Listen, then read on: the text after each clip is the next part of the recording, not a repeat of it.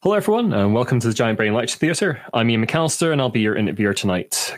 The Scottish gaming scene is a bright, vibrant place full of people making, playing, and talking about games. There have always been organisations putting together cons, and over the years those have grown, changed, vanished, and reformed.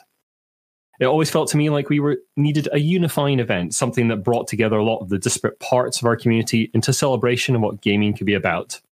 Starting in 2018, Tabletop Scotland did just that. 2018 event was a great time. I was personally involved in helping the playtest zone part of the con, and 2019 saw the event grow some 50% in attendance and doubling the floor space the convention occupied. And then, well, you know what happened then. 2022 sees the triumphant return of Tabletop Scotland. To talk about that and much more, it is my great pleasure to welcome David Wright and John Harper to the Giant Brain HQ. How are you doing, chaps? All good. Evening. Thanks for having us, Ian. Oh, thank you. Thanks for coming along. How has the last couple of years been for you both personally? So, outside of Tabletop Scotland? Outside of Tabletop Scotland. Before we get to that. Well, probably much the same challenges as lots and lots of people. Basically stayed in the house for almost all of it. Worked from home, which was fine. Moved all of my role-playing games online, which was also fine. But I hadn't played a single board game between March 2020 and I think it must have been about November last year, 2021, which was weird because, it wasn't practical. My family don't play board games, so it was kind of one of these things. So yeah. Pretty soft a little bit, but I'm still here. Got used to the same four walls working from home, very much. Got bored of that quite quickly, turns out. Did a lot of that.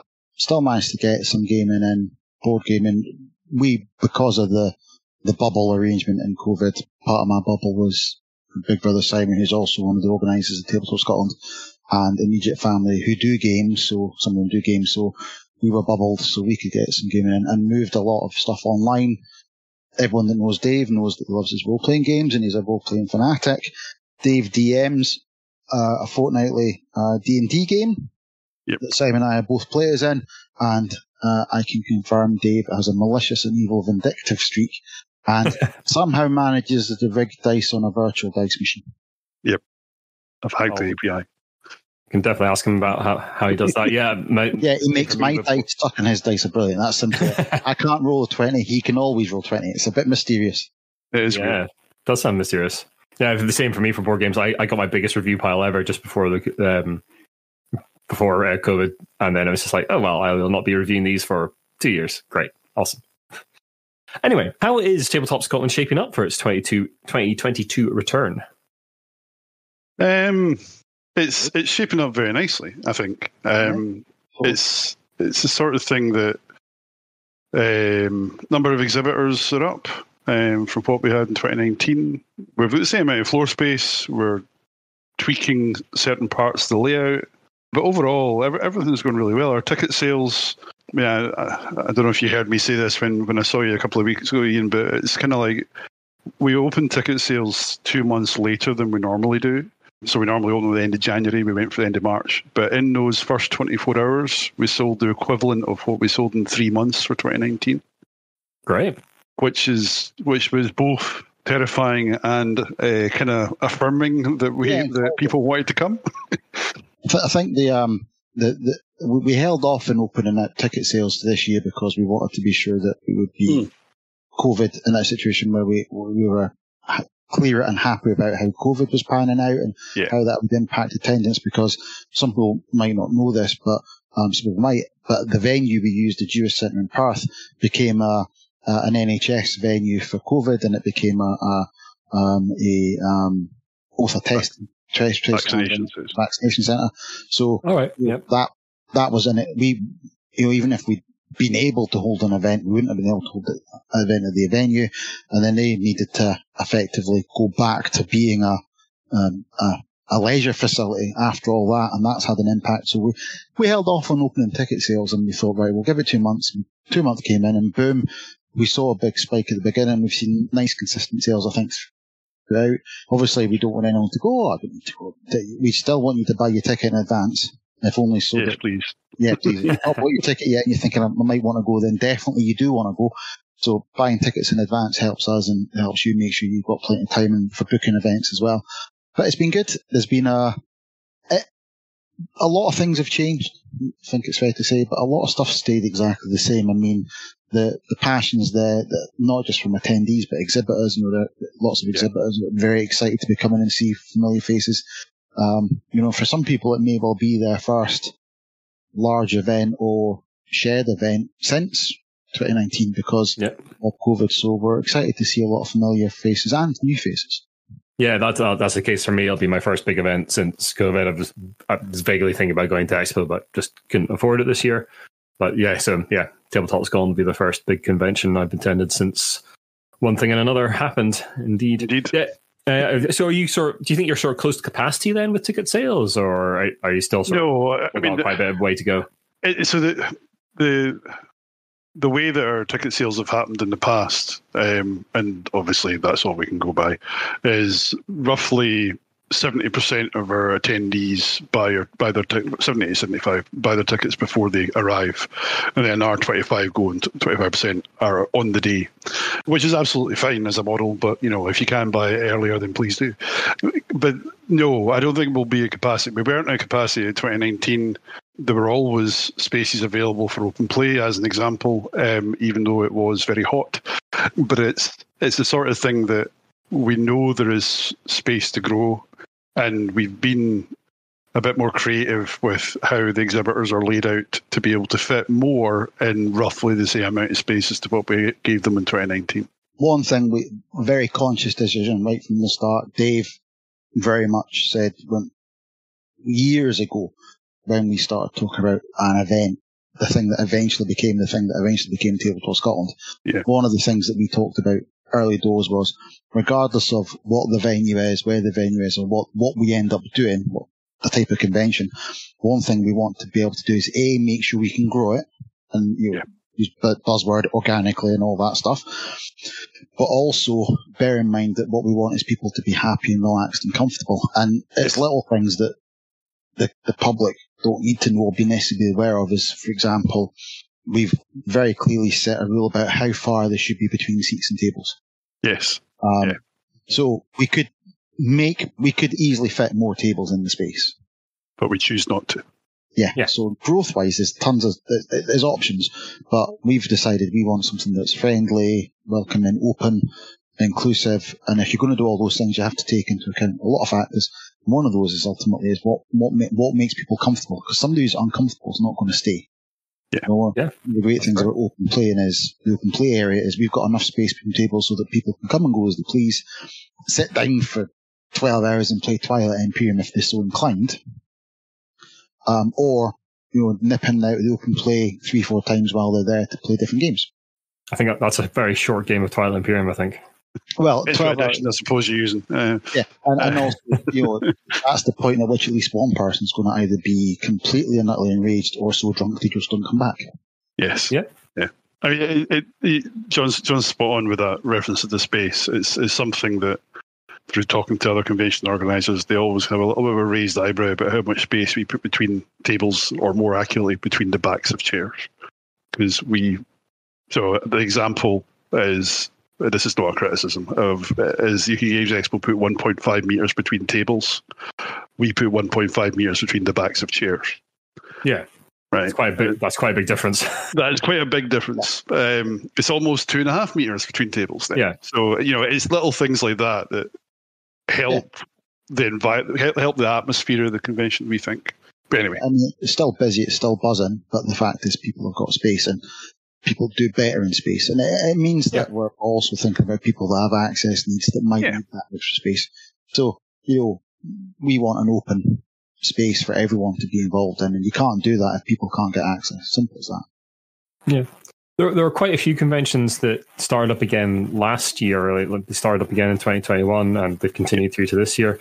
What led to you postponing the 2 years, 2020 and 2021, and wanting to go this year? So as John alluded to, our default option would have been obviously have something in the Jura Centre, but they became a vaccination centre. I think it was around about the May of last year, John. I can't remember exactly. Yeah, it was April into May. Yeah. It was something like that, and So that largely made our decision for us, because we were originally planning to host it, or at least we'd said, here are the dates, let's wait and see type thing. We hadn't opened ticket sales, we hadn't invoiced any exhibitors or anything like that. We were just kind of like, let's see. But then the decision was made for us, which in some respects was both a relief and a challenge.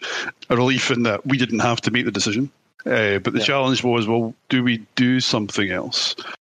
And almost going back to the capacity reference, one of the challenges with an event the size of Tabletop Scotland is if we were to move it to another venue but not downscale it, there's really only a handful of those in Scotland. We use over 3,500 square meters.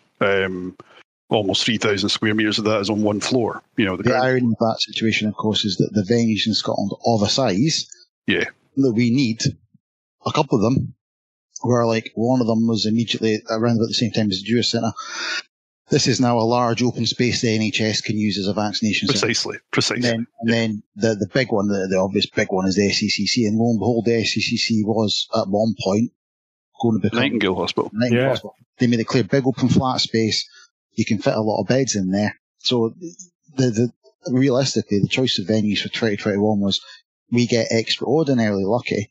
COVID is dealt with absurdly quickly, and somehow we can have an event in August. Or realistically, we were confident. We were confident, I would say, that it wasn't going to happen last year when we were planning. We did all the planning. If you look at the planning we did for 2018 and 2019, and this work we started for 2020, we reached the same points at the same time in 2021. We got to a point where we're like, this is the point where we would normally be discussing confirming the date for ticket sales, confirming all this stuff, and then we had pre-agreed triggers that we would do or not do at certain points. And those natural trigger points all hit exactly when they were meant to hit, and that's the exact moment we're like, well, venue's gone. Yeah.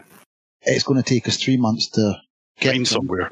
If we're lucky. If we're lucky. Actually, that work is not worth the effort when and the risk was far too great for us as Tabletop Scotland, but also for our actual attendees because of COVID and the associated risks. So we said, you know what, no, we can easily just press pause again.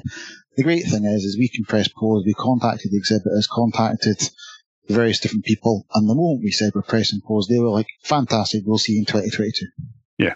Brilliant. Yeah. I mean, it was an easy decision to say not do it.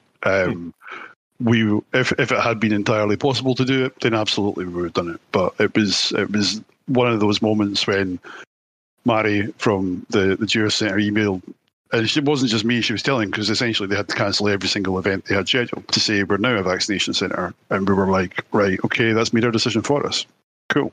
And the second part of the question was there alternatives? Dave, being the masochist he is, said, I'm going to go and do an online con, Albacon, charity event and online stuff. He asked if we wanted to be involved, the rest of us involved in Tabletop Scotland. My answer was no, I'm going to drink instead. Simon, I wasn't paying attention when the question was answered by anyone else for that matter. So, for me, 2021, I was happy just to take a break from it and gear up for this year. Whereas Dave can't sit still for more than 5 minutes. No, I needed something to occupy my time. I had suddenly all this free time. It's like, what do I do with this? If anyone's ever spent more than half an hour with Dave, it's impossible to get him to do anything you want him to do, and you want him to shut up and sit down sometimes. Anyone who's at 2018, 2019 will have seen me at least more than one occasion grabbing him and say, if you don't eat something in the next 10 minutes, I'm going to lock you in a room. And I almost did at one point. So Dave has a can-do drive attitude. I have it's done. We can chill on it for 12 months. Not quite 12 months. So Dave did a great job with Albacon, and they raised a ton of money for charity as well. So we did. And I personally kept at least one brewery in business. All good. Brilliant. At least one. So you've done Albacon, so you could tell us a little bit more about that, Dave. And also, how have you sort of maintained interest in Tabletop Scotland over the sort of couple of fallow years? Yeah, I mean, Albacon came from a conversation with my mate Mark, and we did it in 2020 and in 2021. It was kind of like, Mark, after we pulled the plug on the initial, then the postponed date for 2020, it was like, right, okay, what am I going to do? And Mark was like, well, you can do something online. Why don't you do that? And I was like, right, okay, only if you do it with me. Because I was like, there's no way I'm doing this on my own. Because I had no experience at that stage of doing anything fancy online other than running my own game. So it was learn how to use Discord. It was learn how to, do all this kind of integration between Discord and websites and all that kind of stuff. But the first year we raised money for a charity called It's Good to Give, which is a kids' cancer charity, which was very close to, it still is very close to Mark, because his son Sam has leukemia, or had leukemia. He's through remission now. And we raised over $3,000 for them, which was amazing, for an event that came out of nowhere and had, 40, 50 games on the schedule. We charged tickets for the games. So basically all that money went straight to the charity. It was just like really simple model. Yeah. But we had people donating money, like publishers donating money, not just donating product, but donating money, which was just so bizarre. But that went really well. And it was then, okay, we're going to do this again. And I was like, okay, we'll do it again once I know that Tabletop Scotland 2021 isn't going to happen. Because I can't do the two of them at the same time. That would kill me. So we did it again in 2021 and raised £3,300 for Penumbra, the Scottish mental health charity, which was kind of driven by, there was certainly been a lot of content online during the pandemic about role-playing and the kind of mental health benefits of it and stuff like that. And it was kind of like, well, that felt like a good fit. And I had done work with Penumbra before in my day job. So it was like, well, I just kind of thought they're an obvious answer to that question. So, but it was myself and Mark and 4 others, Bob, Kirsten, Ollie and Simon, that were involved in doing that. And it was really just reaching out to anybody that we knew or otherwise to say, would you run a game for us? And we had people from 9 different countries running games for us. It was just brilliant, mad, but great. But the weirdest thing about it is when it's happening, you've got nothing to do. Yeah, because everyone's just in games. Exactly, it's all just happening in the Discord, and it's kind of weird looking at a Discord, seeing all these people in channels and going, I don't need to do anything. Yeah. Ironically enough, a huge number of people playing games, which is what we aim for at Tabletop Scotland. Yeah. But in that situation, and almost to an extent, what we've dealt with 2 times now, and this will be the 3rd time, is ideally we want to be doing nothing on the Saturday and Sunday. Ideally. I mean, it's impossible. That will not happen. But you know it's going well when you're standing there going, what am I meant to be doing now? I've forgotten something. Yeah. And then you're like, oh, actually, I can take 5 minutes to have a cup of tea. But I mean, I was just impressed with how quickly all that came together. So, like I said, kudos to Dave and Mark and everyone else involved in it, and they raised a big ton of money. But what's noticeable is that a lot of the people certainly from what I've seen, is people that attended Albacon online. Yeah. And I'm sure Dave will probably have numbers because he does numbers. I refuse to pay attention to them. Were new to the hobbies. Yes. The gaming hobbies. They were new to D&D, new to Pathfinder, you name it as a game, but new to tabletop gaming in general. And that's, and Dave will be able to give you a number for it, is Dave administers the RPG Scotland Facebook group. Scotland. Scotland. Yeah. And what the membership 10 times higher? Well, the D&D... I appreciate we're slightly going off in tangents here, but that's how it works, right? So the D&D Scotland Facebook group originally was the D&D Adventurers League in Scotland Facebook group. Right, sure. And it had about, 80, maybe 100 people in it. And I suggested to the other admin at the time, Tony, look, let's just make it D&D Scotland. This was literally just before the pandemic hit. And because then if people want to play AL, they can play AL. And so we did that. And it went from, as I say, around about 80 to 100 people to, as current count, about 2,000 people. Oof.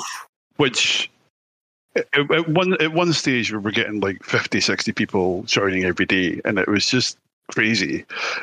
But very easy to admin because it was literally people just saying who's running games online, and people were returning to the hobby from having not played for like 15 years, and it was kind of like, right, okay, so we then created a Discord, which was just before we did Albacon, and it was kind of like, right, well, let's create a Discord to enable this community to play games together. So we do that, and that Discord has games running on it every day of the week, still, even now.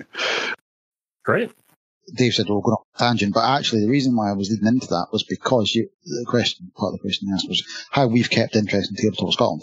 Yes. And the answer is that's part of the answer. Part of the answer by being visible, being approachable, by making sure that we're talking to our audience. And actually, we've got the Tabletop Scotland Facebook pages, we've got the Tabletop Scotland groups, which are busy, and we were constantly posting on there. We did the World Cup of Board Games. Ticket to Ride one.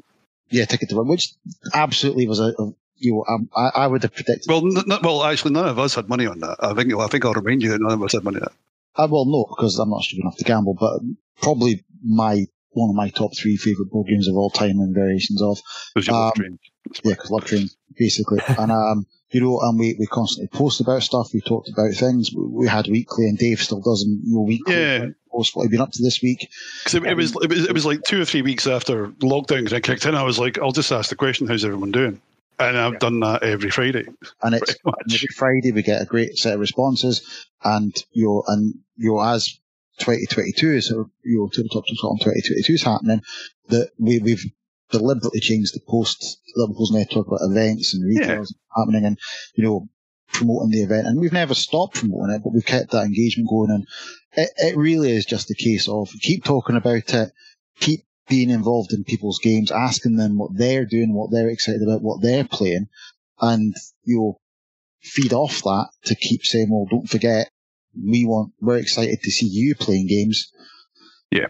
We're putting on this event that hopefully these people will enjoy. And I'm quite encouraged. Yeah, exactly. And I'm quite encouraged, and I think we all are quite encouraged that what we're seeing is a lot of people saying, I got back into this hobby, or I got into this hobby playing online 2 years ago because I was stuck in the house. Yeah. I want to do it in person. I want to try this big event. I want to go, we've got the D&D Epics. We've got all these different role-playing systems that people, we've got the board games library. We've got all this. This might be some people, this will be their first opportunity to actually engage in these things on the big side of things. And so there's a level of excitement there, and that's what I'm excited for, definitely. Yeah. Yeah, no, I'm excited for it as well. I'm not committed to anything this year as well, so I'm just going to be there. Really? You're a free soul. A free soul, yeah. Might do some interviews, might play some games, might drink some beer. All these things are entirely possible. Exactly. Things might definitely happen. Yeah. Well, before we move on to the event in general, I've got a few questions about that. I just wanted to touch on one thing that people are going to want to know anyway. Obviously, the government has declared that we are living with COVID. I'm doing air quotes, so this is brilliant radio. Many are concerned about attending large organised events like Tabletop Scotland. Do you know at the moment what your COVID policies are going to be around the event itself? So we have a policy on the website. I am conscious it's not on the front page, but it is all kind of baked into the attendee terms and conditions. So what our policy is, and we announced it, I think it was in March, but we've taken the government's guidance, which is they recommend masks in crowded indoor spaces, and translated to that, we want people to wear masks. We are reviewing that constantly, and it's the sort of thing that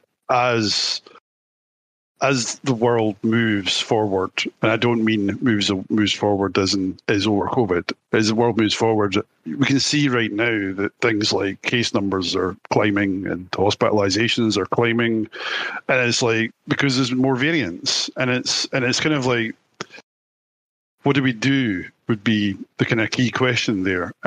We even just as individuals want to have a safe event, right? Because the last thing we need is for one of us to get ill during the event. So being selfish about it, masks are a good thing for that. But similarly, it's the sort of thing, a lot of our attendees are comforted by the fact, and they've said this both publicly and privately, that we are saying wear a mask. And it's a tough one, if I'm honest. But it feels like the right decision. That doesn't mean we won't change it, but we'll make a final decision probably between now and the end of the month. I think it's worth noting that the two things that we're going to be particularly paying attention to is ultimately any decision we make will be trumped by the venue. Absolutely. If the venue turn around and say, we're a public space, we've been told, or the local authority, whoever's responsible says you must do X, Y, Z, we're going to do that. We're not going to have opt-outs or anything like that. As if the venue says it's all mask all day, then that's going to happen. We will move within the leeway we've got within that arrangement, within that relationship with the venue. So that's of course. The second thing is what we're also not going to do is we're not going to do anything that we feel or think will cause any harm. So for me, that means that I'm going to be in a giant Zorb bubble all weekend. No, I mean, I won't be, but mainly because I have to do a panel. You do? I have to. I mean, you could mic up the inside of the Zorb, Yeah, but think of the echo. Just think of the echo inside that. Anyway, so we're going to, and all we're asking is that everyone attending does the same. Think about what's right, think about what's safe, and if you, as an attendee, don't feel safe, then we need to know, but also at the same time, we'll do everything we can do to make you safe, but you have to do everything you can do to make you safe and others around you safe. None of us are going into this as individuals. We're a collective. We have to be a collective. We're going to be in that sort of space together for that length of time. Don't be a dick. Fair enough. Pretty much. Yeah. So although officially that's no longer part of our website. Against my better judgment. I know, but never mind. It's hidden somewhere. So we were talking there about Albacon, and obviously it was online RPGs, and Tabletop Scotland has always had quite a big focus on RPGs, setting it apart from some of the other conventions. Why do you make that choice in sort of the original setup of the con, and how do you think it affects the draw of the con? I'm blaming Dave. I'm jumping in for Dave Dave. Dave. It's all me. It's all my fault. Well, it is all my fault. But okay, so why are RPGs such a big part of it? Well, it's quite simple because we wanted them to be. Why would we make that decision? Well, I used to run the open role playing community in Edinburgh. I've been a role player since, well, actually, how old am I now? I'm 48, even so 35 years I've been playing role playing. I was going to say that's the wrong person who's doing the talking here. Tell him I had a long day. But it was quite easy to make that decision. I think the first year we did it, we had about 70-ish tables of role-playing games. About 40 of that was D&D. And we deliberately decided to do Adventurers League for D&D because it was quite popular within the retail community in particular at the time. And that worked because it meant we could have an epic, which is a multi-table interactive event, for those who don't know what that is.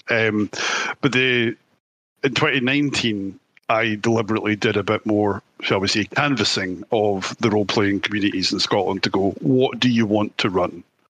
And how many tables can be pulled together? So that grew from 70-ish to just over 100 in 2019. And D&D stayed at 40 because the room we have it in at that time could only fit so many tables.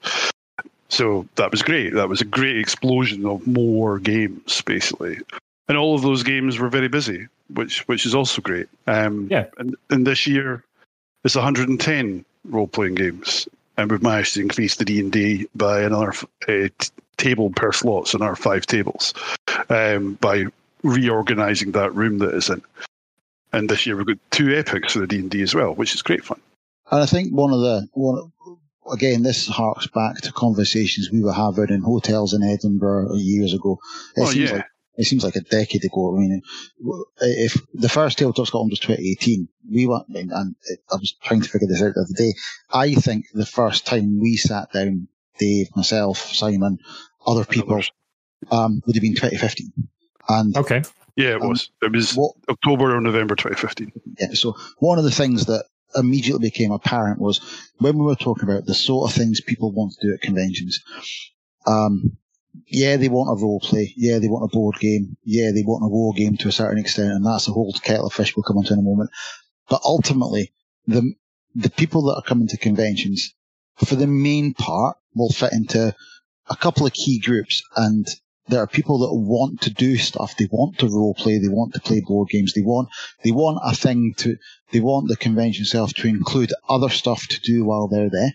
Mm-hmm. And then there are other people that are just going to come along and see what's happening, and more than likely come with friends or family. And for them, it's a pre-arranged event. So they might plan to meet up with friends and spend the weekend playing games together. So not important for them to have something laid on. Yeah. In the sense that they're coming because this will be the chance they get to play an Adventures League or take part in an Epic or do a particular role-playing game. Or playing a Ticket to Ride tournament or whatever it is. Yeah. So there's those competing elements. And in terms of how do you get, and let's be honest about it, this is a thing where we, Dave, myself, etc., we need to know that come the Monday the 28th of August, no, we've not... Monday the 28th of August? Yeah. The event's Monday. This is the 29th of August. Oh, I've lost it. Come Monday the 29th of August, when we're busy collapsing the setup to put in the cater hire company's coming to pick up all the chairs and tables and stuff like that. Yeah. There's a business at the back of this. This isn't us putting on a thing for the sake of our own health or our own hairlines. It does feel like that at times, but yes. Behind this, Tabletop Scotland is an actual business. We run it as a business, we work as a business, and we had to very early doors make a decision, say what will maximise how many people we can get to attend an event so that our pockets aren't suddenly very empty very quickly. Sure. And we talked about a million different things, and we noticed, and Dave said, look, I've got numbers. He showed us numbers because he does that. Yeah. There's a pattern here. Where's there a big gap? And in Scotland especially, big gap was a role-playing focused convention where people had the opportunity to see and try lots of different things. Lots of board gaming as well.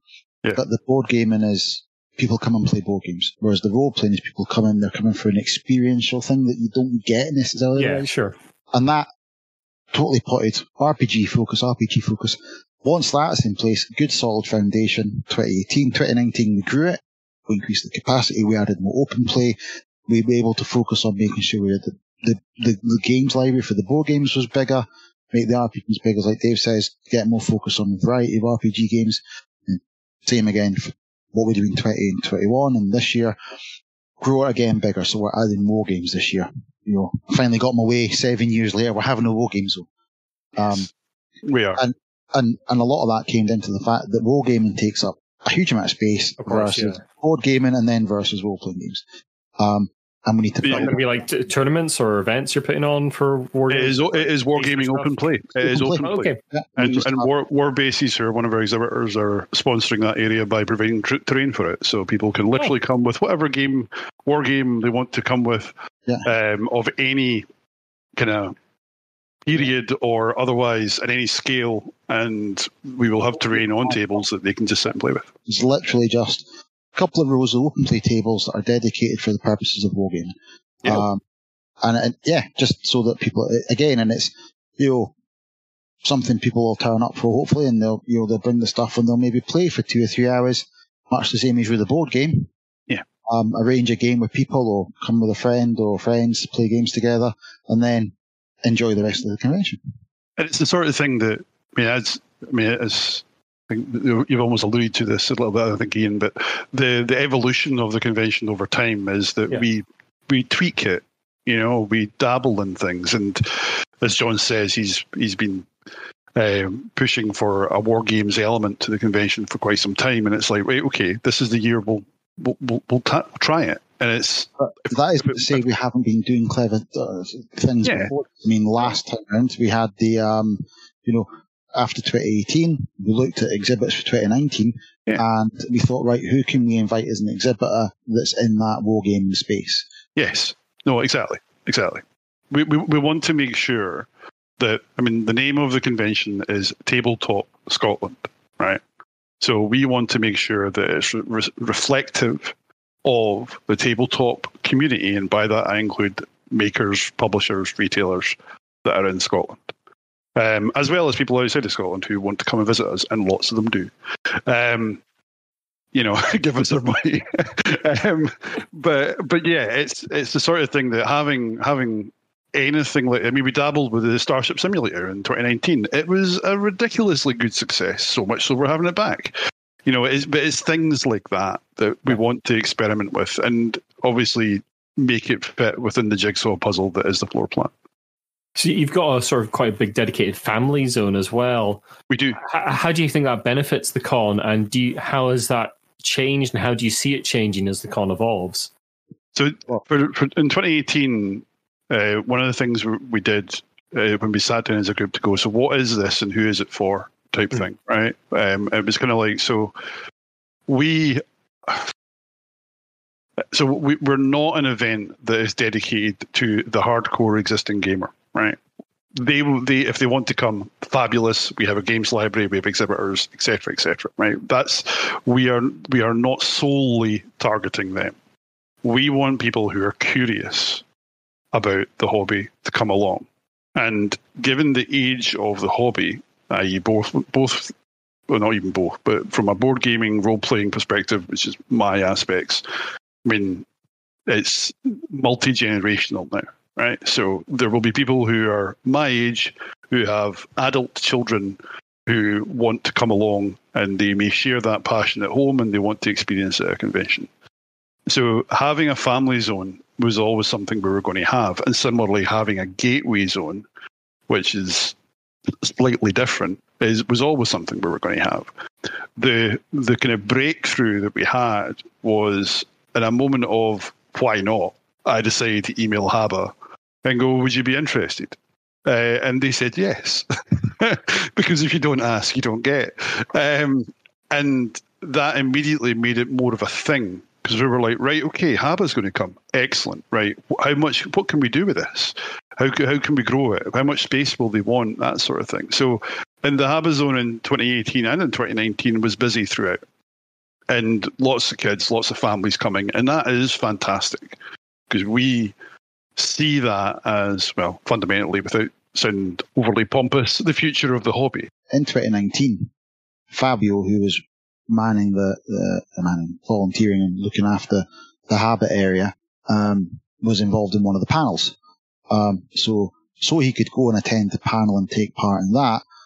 I covered, I slotted in and covered the Habit zone, and he didn't clear that with any of us, by the way. He just decided to. Yeah, just a good-hearted man there.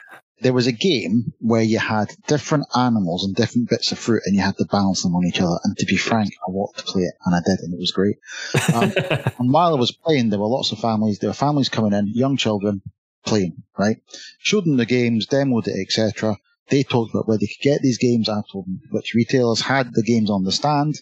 They went, and then an hour or so later, I sold that family, one of those families leaving, with having been to one of the exhibitors, one of the retailers' exhibitors we've got, picked up that Habit game and another couple of games, both for the kids and for the adults, and leaving with a bag with stuff in it, right? But the thing is, that was a family. It was your adults and kids. Kids in wheelchairs, not wheelchairs, pushchairs. Yeah. Your preteen, a couple of teenagers as well. That, right? And if you look at it from a community point of view, the fact is that no community exists in isolation for a fixed period of time. If you don't have that growth, if you don't have that, if you don't have that element of bringing in younger generations, things die off. I mean, in my other hobby life, I am massively, alluded to already, I love trains. Massive, trains is my thing. This is a great hobby. I love wargaming, I love tabletop gaming, etc. But if it was up to me, I'd be all trains all the time. It's impossible, right? Me and my dad, who's in his mid to late 70s, right? We own shares in a steam engine. Really lucky. Last year, an actual real train. Wow. All 100 odd tons of it when it's got coal in it. And it's in Norfolk and it's fantastic. We go and see it every year when we can, COVID allowing. Last year, we went to the AGM of the shareholders company. There was about 200 shareholders in this company, and Dad and I are part of it. We went there, and one of the things we're talking about is the fact that in a room in which there was 60 people, I, at that point, the grand old age of 42, was the youngest person in that room. Oh, that's not great. Right? Yeah. So I made a joke and everyone laughed, but ultimately made the joke, which is I just have to make sure that I outlast all those old codgers. And then in 15 to 20 years' time, I'm going to be the sole owner of a steam engine. Because it's really difficult to get kids and youngsters involved in railways. It's one of the reasons why we contacted HABA originally, because that's one of their big things is, they aside from making board games, they make family toys, they make all sorts of other stuff. So by getting families in the door now, by getting families in the door in 2018 and 2019 and 2022, we're not just keeping ourselves going as a business, because again, we have to come back to the fact that we're doing this as a business. Yeah, sure. So the 13-year-old that arrived in 2018 and played D&D for the first time is hopefully going to be our customer at Tabletop Scotland 2028, 2029, 30 when they're teenagers. They're not spending mum and dad's money, they're spending their money. And they're enjoying the hobby with their friends. If you don't have that catch point early enough, if you're not talking to, we've talked to schools in the past, if you're not involving families, in particular families with, early teen and pre-teen children, your market vanishes really, really quickly. And we've all done it. We've all seen it. I mean, I'm heavily involved in a gaming club in Dunfermline, Dwarf. Dave's involved in it as well. And we notice people, and there's a moment where we've got people that have come along over the years where they've come with parents when they're 10, 11, 12. They get to 16, 17 and they vanish. Yeah. I mean, it's important for us. I think this is somebody there, right? It's really key that we want to have that offering, and so far our attendees want that offering to be there. And the gateway aspect was there to complement the family zone, i.e., for people who aren't necessarily kids, although absolutely they're welcome to, but are new to the hobby or are curious about the hobby, and we select between 6 and 8 games that are easy to teach, or relatively easy to teach. We tend to have a scale, and we demo those games, but we demo them in a way that we teach them how to start playing, and we leave them alone. Yeah. So they're learning how to play it rather than us walking them through it. So Andy Stallard is staffing that for us this year with the support of Ian Cameron and a couple of others. And it's kind of like, that's about growing the hobby, because we don't have a mission statement, but I suppose that would be part of it, right? It's the sort of thing that we want to make sure that the hobby continues to grow and that the community kind of grows with it. Yeah, I couldn't agree more. I love it. Every time I've been to UK Games Expo, I've always loved that they are quite open about family zones and like attracting like a wider audience. Aren't just all, well, let's face it, old white men. Yeah, exactly. Playing games, and it's good to see a sort of diverse audience coming to the game, and especially young people, coming to the game. Yeah, because what Richard and Tony do with Expo is so they go, obviously because they're bigger than us, but significantly wider than that. I mean, we've got Imagination Gaming coming this year along with Hachette, and Imagination Gaming work with a lot of schools in England, in particular, to kind of broaden people's knowledge of board games from an educational perspective as well as an entertainment perspective. Sure. So it's the sort of thing that we're keen to support them to do something similar in Scotland, and therefore that's why they're coming up to help with our event, which is great. And it's just recognising that those partnerships, are out there, which, again, if you don't ask, you tend to not get. I mean, the thing with especially with the family zone and the gateway gaming zone, there are no losers in that situation. No. It is the easiest win we could ever have as a group of people that organise an event, as a team. It is ridiculously easy for us to just put something in place that we know is going to let people that are new to the hobby or returning to the hobbies come in and go, right, this is a good starting point for me or my family or us collectively. And there's no losing there, because they either find something that they love and will love for years to come, or they go, actually, it's not for me. And that's just good, because you you can't force people to enjoy something, but if they do enjoy it, great. What we've seen is those that have enjoyed that first bit, that gateway game, getting Ticket to Ride for the first time, or whatever games we've picked, they stay. They don't walk out. They stay. They come around, go to the exhibitors, they watch people play, they sign up for Dungeons and Dragons. Try a demo or something. They take part in something silly. They go and try something in the library. And one thing we haven't said, and people will shout at me if I don't, is that the Haba zone this year is being staffed by the team at Juniper Green Games, because it's the sort of thing that when we were talking to Haba about this year's event, they were the people who normally do it have moved to France. Fair enough. Okay. And it was like, right, okay, so how do we offer that service? And knowing Eric and Colin and Jen and that really well, it was really easy for me to go, would this be something they'd be interested in? And that's a fantastic. That's fantastic. A very family-orientated gaming group in Edinburgh, Juniper Green. Yep, they're great. Who are full of the joys of gaming. Mm-hmm. Going to be talking about gaming with people that are interested in learning about it, and it's just an inbuilt recipe for success. Yeah. Did you hear that, Eric? No pressure. It's an inbuilt recipe for success. And also, I'll be seeing Eric tomorrow and tell him what he said. Excellent. Tell him that. Tell him that John said that. Also, on behalf of Dave, hi Jen. So we've touched a little bit there on sort of the general health of the hobby, and in Scotland, we've seen a couple of big shops shut down recently, including Big Dog Books in Perth. How do you both sort of see the health of the tabletop hobby in Scotland at the moment?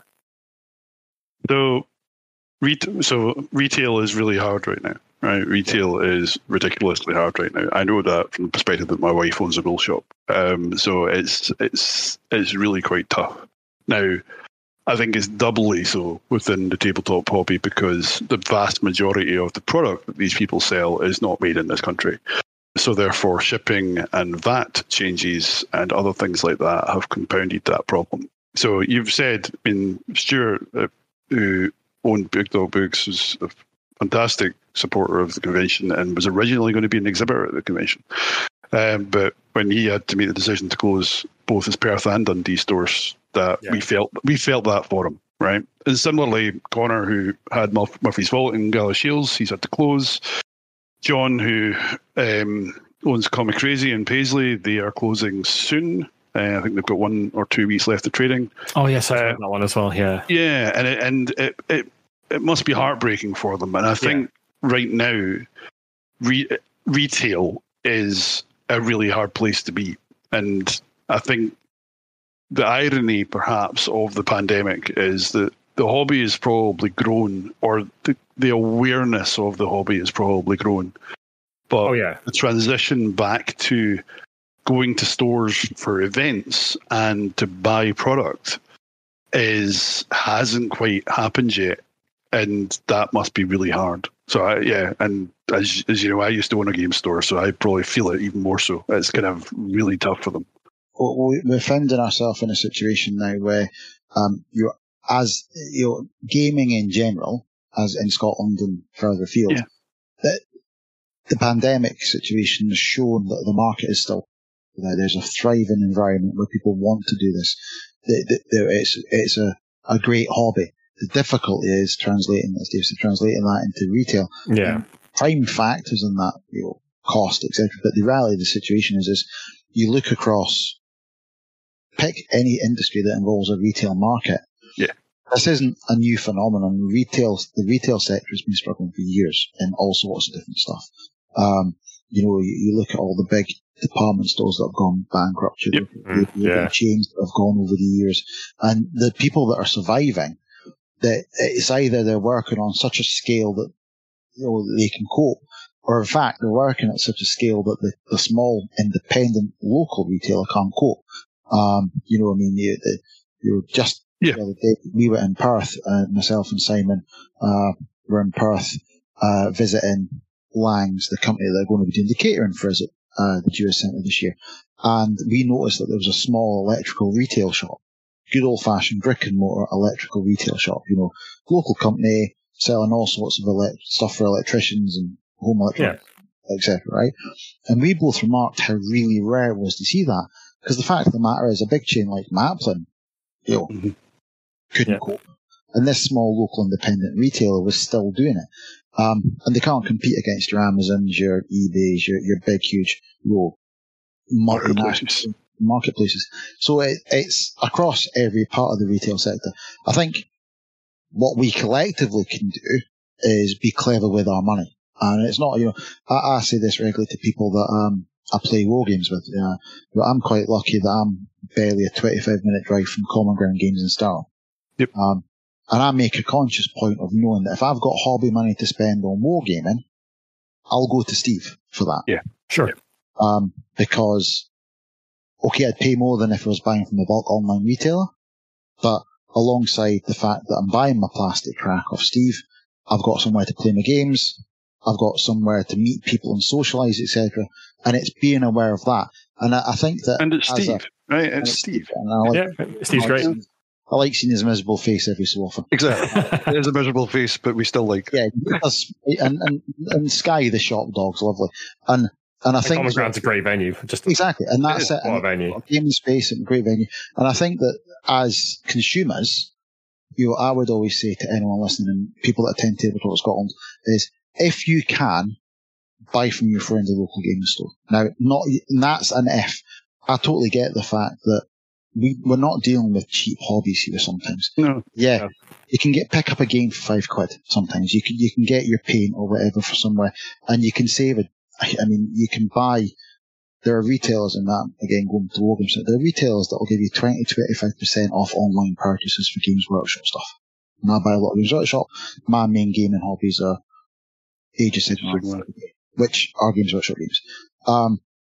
And I can get them cheaper elsewhere. And I'm acutely aware of that. And I know that for some people, if you've got a budget, and that budget won't stretch so far, you buy within your means. But at the same time, if you can afford to say, actually, you know what, I'll buy it full price from a retailer, then it helps them and it helps you a little bit.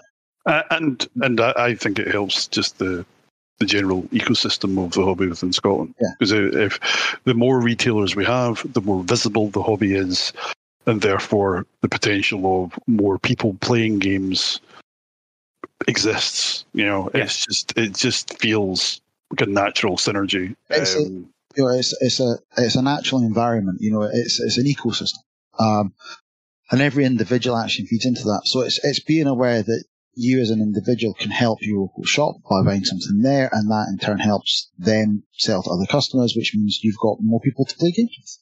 Yeah. And it grows from there. But again, we're all feeling the pinch just now. I don't think anyone isn't.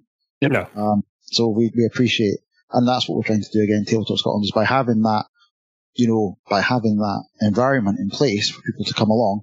It might be that this is the only convention they get to this year. So we spent, how many hours were we talking about ticket prices this year, Dave?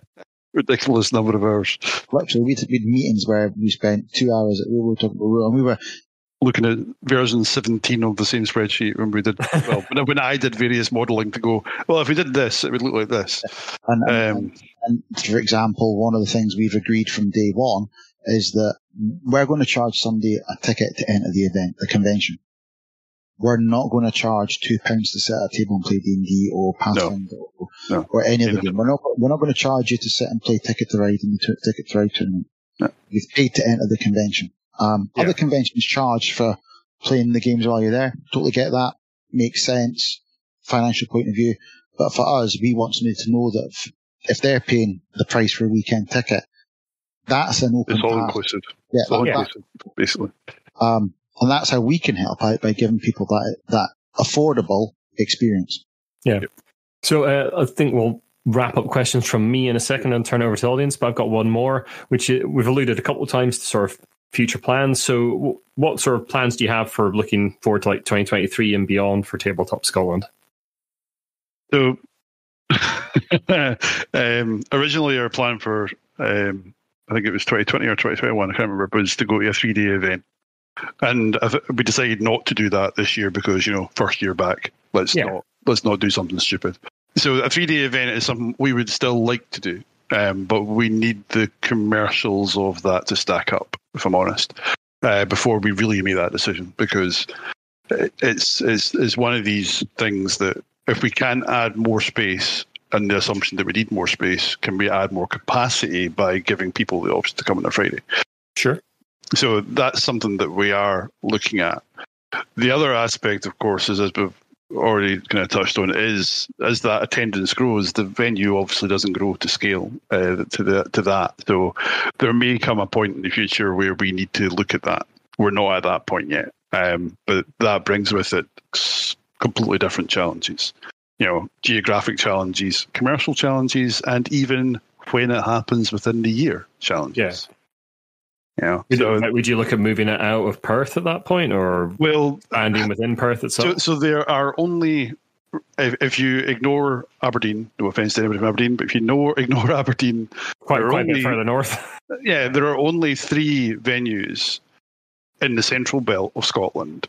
In fact, there are only 3 venues in Scotland that have more floor space, all roughly on one floor. Right. One of them is the SEC, which I shouldn't need to state, but is more expensive. Shocking. and not insignificantly more expensive as well. No, I can imagine. More expensive. The expletives are very heavily implied there. Yes, they are. Yeah, and then we have the Royal Highland Centre at Edinburgh Airport, which is also more expensive, but not as expensive. But of course, if we have it in Edinburgh, we can't have it in August. You wouldn't do anything in August in Edinburgh unless you actually. And then there's another venue that is a maybe option, but it's dependent on all sorts of things, and that's Stirling University, because they have the Sports Scotland campus on site, which is basically big halls. Yeah. But that involves a whole load of complexity. Now, I mean, we've spoke to each one of these venues, but purely on the basis to go, what would it look like if we had to go down a route of suddenly having to move venue for whatever reason, what would it look like if? But we have to be clear, we have no desire to move it. We're going to keep it in Perth as long as we humanly possibly can. Perth, as we've discovered through no effort on my part, I'll get that out of the way before Dave chips in, the Jewish Centre, it turns out, is, we wrote exhaustive long checklists of what we wanted in a venue. And yeah, we did. Way back in 2015 we wrote those lists. And the only place that ticked more boxes was the SEC, right? That was the only place at that point that ticked more boxes. And the boxes it ticked extra, none of those, or cumulatively, could we realistically expect the benefit from being there to be worth the extra cost? I mean, that ultimately comes down to the amount of money that we're looking at there. Whereas with the Jewish Centre, we knew we had space to grow. We knew we had space to learn, because one of the things, this is a big thing, is this is, if we sound like old hats, it's because we're old, not because we're clever. The fact is that we've been learning as we go along on this, because there's no footprint for this, the blueprint. There's no guide on how to run a gaming convention. If there was a guide to running a gaming convention, it would only have 2 words on it, and the second one is don't. And I'm sure everyone can guess what the first one is. And then if you turn the page over, it'll say, "I told you so." Yeah. So there's no blueprint. So we've been learning as we go along, and what we're trying to do is put those lessons in place as cleverly as we can, and make sure that we don't push to a point where the event is unsustainable. And that sustainable bit is where we're just trying to be clever, play, sometimes maybe a bit safe. We could have probably done 3 days this year. We talked about it. We did. And we all said, hang on a minute. We're not, if we hadn't had a 2-year gap, then it would have probably felt like a no-brainer, right? We're rusty. We need to get back into the swing of this. And we don't know if people want to come. Exactly, yeah. So we're learning as much as we go along as doing, and we're putting those lessons into play. And I think that's one of the great things about doing this in Scotland. The Scotland part of Tabletop Scotland is just as important as the tabletop part of it. We want an event that is an event for people, and we've got people going from all over the world, fingers crossed, and from England, Scotland, and Wales, and Ireland, and Northern Ireland, and etc. But this is the Scotland part of it is really important, and that's why Perth's so good, because you can get right into it. It's a great location for people in Scotland, and it's accessible for elsewhere as well. Yeah. And yeah, it just fits so many parts of what we're after. And just grow it and grow and grow it. And if push comes to shove, there's a swimming pool next door. No. What do you mean? No, we're not using the swimming pool for anything. Yeah, I still think we should do walk the plank. No, we're not doing that. But the insurance said no. I mean, our furthest away attendee, as far as I can tell, is from Israel. Wow. This year. Cool. Right. Which is, and we've got people coming from, actually, no, maybe not, Texas. That's further away, right? Yes. Yeah, quite a bit further away, yeah. So from Canada for the Grand Clash for Shadespire. Yeah. With a gentleman who was weird. on holiday in Ireland, who booked tickets for the convention to come and play in the Shadespire Grand Clash we had, went on a family holiday in Thailand, flew from Dublin to It was Glasgow. a stag weekend. It was a stag weekend. weekend, He managed to convince the stag to move the trip to Scotland rather than Dublin, so that he, after the stag, could go to the Brilliant. and take part in the Grand Clash. That was it. Yeah, That's lovely pretty- guy there. that's pretty And good. he so basically he rocked up with his stuff and turned up and played in the event, and that had a great I time. think it came second or something like that. Did it not? Yeah. And he lost to probably one of the best in the world. So we know we've got potentially got a global reach, but we also want to be acutely aware of the fact that we wanted to put in place something for the gaming community in Scotland. Yeah, sure. And Perth happens to be pretty much slap bang in the middle from a road network and rail network perspective. 45 minutes from pretty much everywhere, except Yeah, I'll be driving up myself, and it's very easy to get to. Right, it's enough questions from me. Anyway, I'm going to turn things over to folks in the audience. So, like I said at the start, folks, if you want to ask a question and be recorded, there's a little show request button at the bottom. That's a little hand wavy symbol. You can click on that. Or if you prefer to just type a question in the Let's Theatre channel, I can ask it to David and John. And I've got one from Simon. Yeah.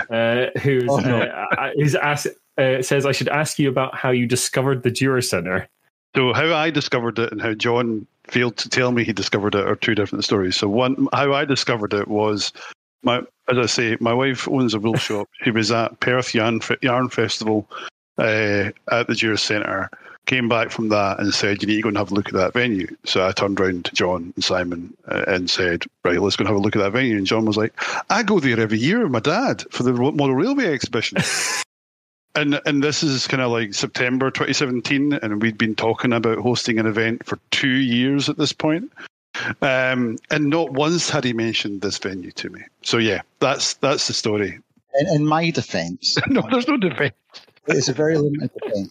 As I have mentioned several times, that I really, really, really, really do like trains. You do, yes. And when I'm like, I'm going to look at trains. To be honest with you, it could be in a cave or in the open air. The moment I see those wheels turn around on the track, you're there. Yeah, doesn't matter. Right? And the irony is, of course, is that anyone that knows anything about model railways in particular knows that model railways do not, well, they take up space. An exhibition model railways, layouts that people take to exhibitions, are not ever renowned for being, what's the word I'm looking for, small. No, they're not small. Well, as Dave did point out, because in 2018, in July of 2018, Dave and his daughter met myself and my dad and Simon at the Jewish Centre for the Perth Model Rail exhibition. And Dave did point out that there was a layout that was about 120 feet long. Yeah. Whoa. And I'm like, yeah, and I said, oh, it's a part of the East Coast Main Line and blah, blah. And he looks at me and he goes, that's 200 open gaming seats. And I'm like, oh yeah, it's a layout though. And I'm like, yeah, just looking at the trains, and Dave's like, no. And I could see the gears were in his head, and he's going, and I'm like, okay, so I get the point. I might have made a mistake in not mentioning it, but genuinely, if you'd asked me what was in that building other than trains, I wouldn't have known what He wouldn't have known. He wouldn't know. I mean, Aww. fundamentally, he didn't know you were in Perth. You were just driving to a train. I was driving, and I'm like, and it turns out that there's an ice rink and a bowling hall, right? Yeah. And Yeah, a cafe. that didn't matter. Where the cafe was, I knew what the bacon rolls were like. Yeah. Couldn't have told you anything else about it. And that's simple. And I'm like, yeah, blind as well. So my defence is that I like trains. Yeah, that's his kind of standard defence. But yeah, but fundamentally, as John said, we had a checklist. It ticked pretty much the checklist, and they wanted us. Great. Oh yeah, which was great.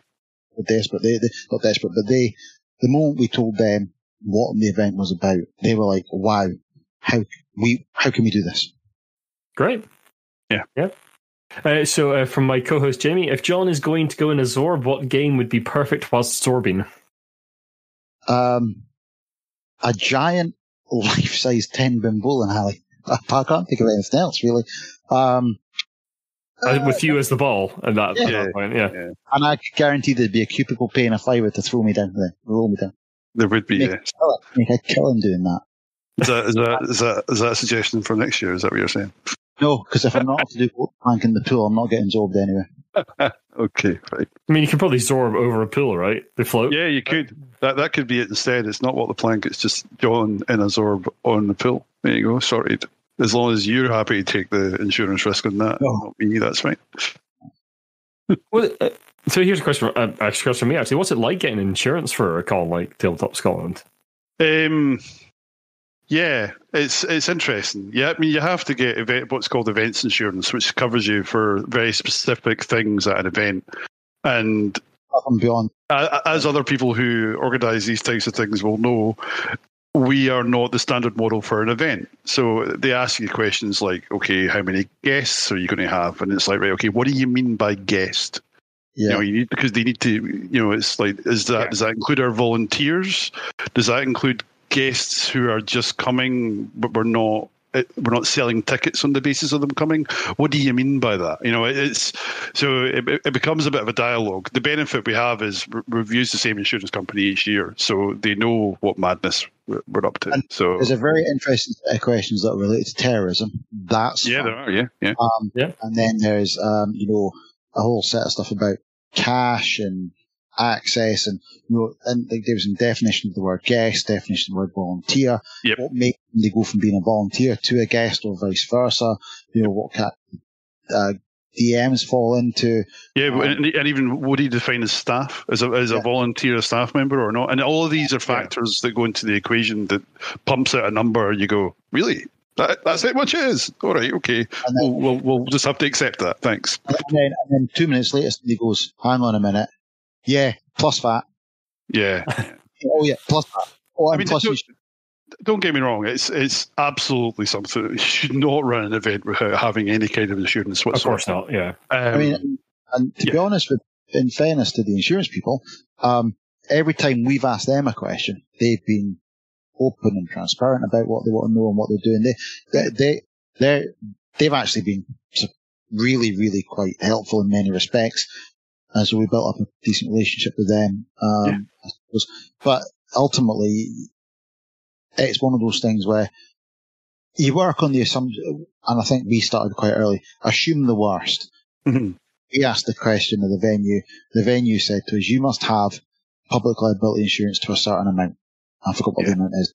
We went to the insurance company and said, the venue are asking for this. They put together a policy and came back and said, actually, we think based on everything you've told us, you want to have this amount instead as your public liability insurance. Yeah. And on top of that, here's what we recommend. And one of the factors, for example, that totally changed the shape of the insurance quote was first aiders. Venue staff are the first aid staff. We don't have to, in fact, we're not allowed to supply first aid. No, we're not. They made it quite clear as part of our lease that they're responsible for providing first aid staff. So we told and bringing it back to the whole thing about how much they wanted us, right? They've made certain things easy. If we were at another venue, like one of the venues we looked at previously, John, way back in 2015, 2016, we would have had to hire in first aiders to be there just in case, because the venue would not provide that to us. Yeah. So it's the sort of thing that the venue just gives us that. That's something they just give us. It's baked into the cost model. That's just easy. Yeah. So yeah. How did we get onto first aiders after? Oh, because you asked about insurance, right? Yeah. Any other questions from folks listening? Where is Dave going? John doesn't want to know the answer to that question. Oh, sorry, was that when Dave's going to Gen Con, as far as I'm aware. Yeah. Dave's going to Gen Con. I never wanted to go to Indianapolis anyway. No, you didn't. No. I went to Gen Con once back, way back in the day, and it's gotten like 4 times the size now. It's 70,000 people per day now. Wow, that's a lot of people. Yep, it is. Right. But it's also taken over more space though as well. Obviously, Yeah, it takes over most of Indianapolis now. pretty much. Best I can tell. What has been the most pleasant surprise that has come out of the con each year? Oof. You go. Yeah. I think I know what you want. Let's go for it. My one is going to be, and I've sold this elsewhere. Sunday afternoon, I'm at reception. This family walk in, having seen the sign outside. They literally were just like, we've seen the sign. What's this all about? I give them a little tour, show them everything. Say, right, on you go in, comp the family ticket, and we'll take the hit. I mean, it's a Sunday afternoon, after all. Yeah. You go in, a couple hours later, I see the family, a bit more than a couple hours, at the end of the day, I see the family leaving, and in the time they've been in, I've shown them around, shown them upstairs, they've got a daughter with them who I'm going to say is primary 6, primary 7 age. Well, not quite. Yeah. And another little one in a pushchair, and the daughter and the dad sat down at an RPG table, signed up for an RPG, did it together. The DM was more than happy to do it as a twofer. Then as they're leaving, see them leaving, say hello to dad again, and he's got a carrier bag in his hand, and inside the carrier bag is a D&D starter box. Yep. Nice. Several sets of dice, a couple of D&D source books, a dice thingy, a dice... a dice tray it was, wasn't it? Dice tray, pens and stuff, and the little girl's clutching her character sheet from the role-playing game, and they're talking about when they're going to do it when they get home. Nice. And I'm like, well, that is everything that we're trying to do in one fell swoop. And it literally because they just saw a big sign and said, what's that all about? And I'm like, that's it. That's everything I've ever wanted. Everything I've ever wanted at Tabletop Scotland, with the exception of making Dave play a role game, which I'm going to happen one day, happened in the space of that visit. I could have done nothing else that weekend, and I'd have known it was worth all the work that's gone into it. Definitely. For yourself, Dave? It was much shorter. Just the fact that it worked and that it keeps working and people want to keep coming back, it's genuinely a surprise. And that maybe sounds a bit pithy, but it's the sort of thing that when we created this, we didn't know if it would work. So it keeps me kind of going, right, okay, people do want this. Great. And when, as I said earlier in the cast, it's like when ticket sales went online and we blew the doors off, and it's like, right, okay, right, good, right, on with it, right, cool. But that's essentially a big part of the motivation to do it in the first place, because we don't make any money out of this. So let's just kind of make it work. It washes its face. That's all it does. Comedy aside, the fact that we've managed to stay friends. Yes, that is that. I mean, that's admittedly, I have point. Yes, actually, I have disowned Simon several times, and I've disowned. That's just because he's your brother. Question. That aside, the fact is that we've managed to maintain a friendship throughout this as a group because we all know what we're doing, the same thing. We're all doing it for the same reasons, and it worked. Yeah. From TTS Leaks in our audience. That's Greg. Yes, thank you, Greg. Hello, Greg. He would like to know more about the diversity panel that John is hosting at this year's event. I'm being nice, Ian, because I know you're a family-friendly podcast. I can assure you that in my head the words are not nice. Apparently, I'm allegedly informed, although I think I might have been drinking at the point in time. You were. I was drinking. We talked about what we could do for panels, and I actually did suggest, in light of stuff that I'd seen happening in the online gaming world at that point in time, that one thing that we focused on about the people we involve in everything is how we make Tabletop Scotland open to everyone. We, at a very base level, we don't care who you are, as long as you're having fun, right? And how do we discuss that, and how do we make that happen? And one of the things that we talked about, and subsequently I said I will do, I don't remember saying it, but I've been told it, is host a panel on inclusion and diversity in gaming. So we're doing that this year. I've got a great panel lined up. It's actually going to be quite an easy bit of work, because I've only got one question to ask. Yeah. He has more in reserve, by the way, just so you know. I know, but I mean, that's why I like doing interviews, because basically I just ask a question and then let people talk for a long time. I've got several written down, but the only question really is, how do we, and by that I don't mean the Royal, I mean we as people, make gaming open and inclusive to all? Simple as that. Yeah. What do we need to do? And I've got a great panel hopefully lined up. We've got people that are excited. Not hopefully they are. We've got 5 I'm going to be excited about it. I'm not excited about it. We're going to ask that question and hopefully come up with a few answers on how we explore that. So, and at the same time, try not to insult everyone that's there, because, I might or may not have, be known for, ironically enough, being a bit gobby. There are other words, and it's quite ironic that I'm the one hosting this panel, because if you go and look at the group of us that run Tabletop Scotland and you say who's the most likely to put the foot in the mouth, it's going to be me, by some wide margin. And I'm really excited that the people that I might have harangued at panels in the past, hi Josh, can't get their own back, because what are you going to do? Stand up and harangue somebody at an inclusivity panel? Fair enough. You're kind of immune at that point. Yeah, no, but yeah, it goes back to the identity thing. We want to have, people to feel comfortable, whoever they are, whatever walk of life they are, etc. To come. We have to acknowledge the fact that with one very distinct separation of aspect, we as a group are extraordinarily typical of what people would expect when you say the word tabletop gamer. Yeah. We are white men with beards and beards. Yeah, Jamie and I are conscious of that on the cast as well. We try not to joke about it too much, but the fact of the matter is that I, as a member of the LGBTQ community, I'm conscious of the fact that I'm relatively lucky that to be really specific, I'm in some of the circles we classified as straight passing. So, so I can fit into that environment with absolute, and nobody would bat an eyelid in that respect. But actually, that's not fair. That's not fair on me, and it's not fair on people that aren't in that situation. So we want to make sure that, despite the fact our outward appearance and the way we are is quite normative, actually, that's not who we are. That's not who we want to be, and that's not who we want to be involved with. Sure. Great. Well, I think I'll wrap things up there, gents. So thank you very much both for coming along and chatting to us about Tabletop Scotland. I'm looking forward to the event myself. Like I say, I don't have any commitments, so I'm just going to be there gaming and maybe chatting to people. Might do a bit of brainwaves work. Who knows? You never know. Yeah. Never know. Might have a recorder in my pocket just in case. But yeah, no, I'm really looking forward to it. You've got a lot of great exhibitors coming along, and yeah, it's going to be fantastic. I'm really looking forward to just a couple of days of gaming. It's going to be fantastic. Thank you so much for both coming along.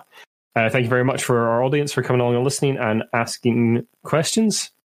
And yeah, it'll be the first time Jamie and Mr. Shatler, our older host, might be along as well. So excellent. Might be the first time we've gamed together in quite some time, which would be absolutely fantastic. Exactly. But thanks both of you for coming along tonight, and thank you to our audience. We will wrap up the cast part of that just now. Thank you very much, everyone. Good night. Bye. Cheers.